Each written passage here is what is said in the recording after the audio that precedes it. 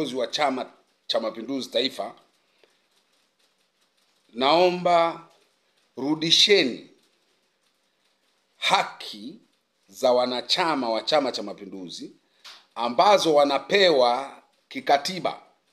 Ukisoma katiba ya Chama cha Mapinduzi ukurasa wa 9 ibara ya 14(3) inasema wazi kwamba mwanachama wa Chama cha Mapinduzi ana haki ya kuchagua au kuchaguliwa.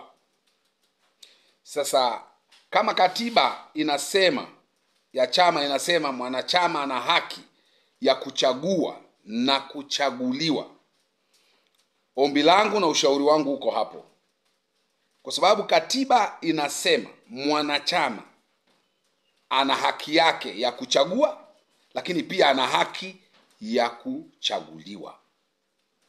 Sasa nawaomba viongozi wangu wa chama, kama nilivyomsikilizia katibu mwenezi taifa Mheshimiwa Makala alivyosema kwamba Chama cha Mapinduzi kinaongozwa kwa demokrasia, lakini pia kinaheshimu katiba, kanuni na miongozo.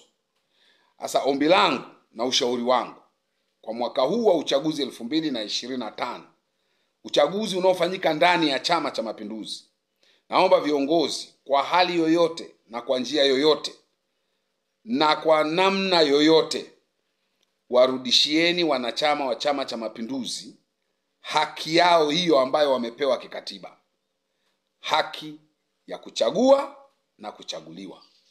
Kwa nini nasema hivyo? Nasema hivyo kwa sababu kwa sasa hivi chama kimetoa haki upande mmoja. Sasa hivi wanachama wa Chama cha Mapinduzi wana haki ya kuchaguliwa, kuomba uongozi. Wana haki hiyo ya kuomba uongozi. Lakini mwanachama wa Chama cha Mapinduzi mpaka sasa amenyang'anywa haki ya kuchagua, haki ya kupiga kura. Mwanachama amenyang'anywa kulingana na utaratibu ulioko wa chama kwa sasa. Why? Kwa sababu sasa hivi uchaguzi unafanyika kwa wajumbe aidha wa mkutano mkuu au wajumbe hawa wanafika mpaka mabalozi. Unakuta balozi mmoja balozi mmoja ana wajumbe 4, jumla wanakuwa 5.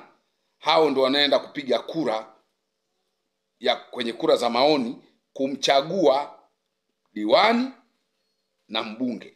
Sasa unakuta kwamba ndani ya balozi na wajumbe wake 4, wao wako 5.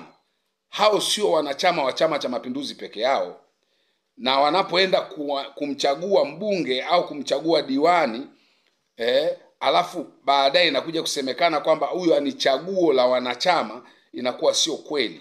Mimi nilikuwa naomba kwamba turudishe au rudisheni haki ya mwanachama kupiga kura, haki ya mwanachama kumchagua kiongozi wake anayemtaka yeye mwenyewe.